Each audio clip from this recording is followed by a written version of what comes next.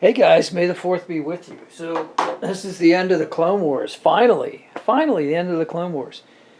So forgive me. I was going to do a hands video, and then I was going to do like a lightsaber video. But now we're just hanging out in my living room, looking at this frozen screen because the last time I tried to do moving pictures, I got a copyright violation, and I don't want to do that. So anyway, yeah, the end of the Clone Wars. What do you think? I mean, there's spoilers in this episode, guys. So I love the cracked helmet. I love the figure of Darth Vader walking away in the snow. So when he picks up Ahsoka Tano's lightsaber in the snow, what do you think? Does he know that she's alive? Does he sense that she's like being deceitful? I mean, he did train her after all, so deceit like kind of runs in the school of Anakin's Padawan.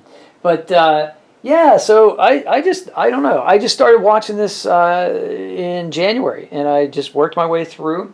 The funny part is I just watched the movie like from 2007.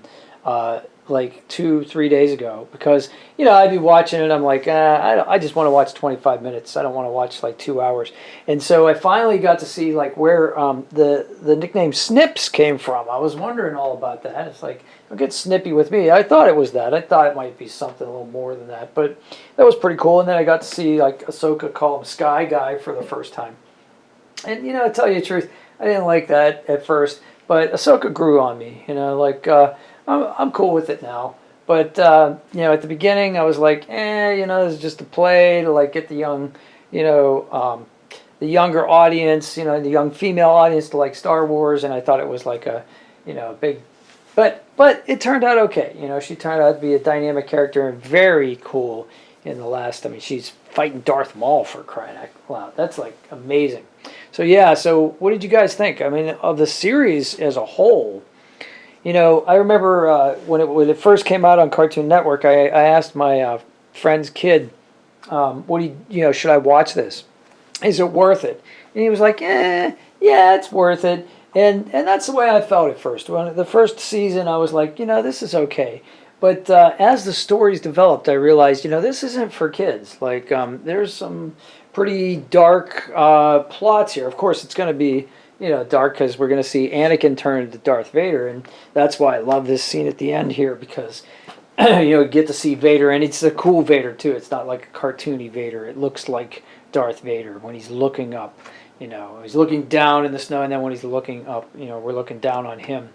But yeah, it's so you knew that was going to be there. You got to see Anakin have relationship trouble with Padme. When that rich guy, whatever his name was, the Baron or so Mr. Fancy Pants starts coming on to her. And he's got his like jealous rage, and it was handled better, I think, than it was in Revenge of the Sith. And they have more time to do it, so it kind of made more sense. But we got to see like betrayal. We got to see some bad Jedis. We got to see Offie Barris protesting what the Jedis were up to.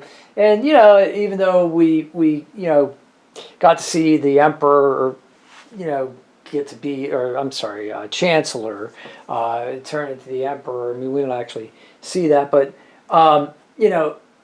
why couldn't they figure out that he was bad? It just doesn't make any sense, except the Jedi are up to what they're up to, and the politicians are what they're up to, so that kind of sort of makes sense. Obi-Wan was pretty cool. I got to see a lot of Obi-Wan's backstory, and I really liked that. Kit Fisto, always smiling, except that one time at the funeral. Here's the only thing, though. Like, it was a lot of soldiering, I mean, it is called the Clone Wars, so it makes sense. But after a while, it was kind of like, Rex and Fives, and, did I really care about any of them? Not really. I mean, the Bad Batch, those guys were cool. Those guys were a Bad Batch. They were awesome. But, like, the other troopers, I didn't really, it didn't matter. They were clones, right? And I'm not taking that attitude of that fish Jedi guy who ends up like the general, who ends up abusing them and taking them for granted. That didn't make any sense to me either. And like, did that have to be like a 3-episode story arc? I didn't think so. But there were a couple of those like that. Like that was a 3-story. And then like when Yoda decides that he's going to go off on his quest finally and get up off his little green butt and go out into a space cruiser with R2-D2, right? And he's like, that's a 3-story arc when he decides that he's going to learn how to be a Force ghost after he dies. So I didn't think we needed all that, but hey, and that was getting pretty dark too. That was pretty cool when they get to see the Sith homeworld and all that sort of thing. Very, very cool. So it fleshes out. And here's what the thing, though. The thing for me was it kind of made the prequel trilogy better.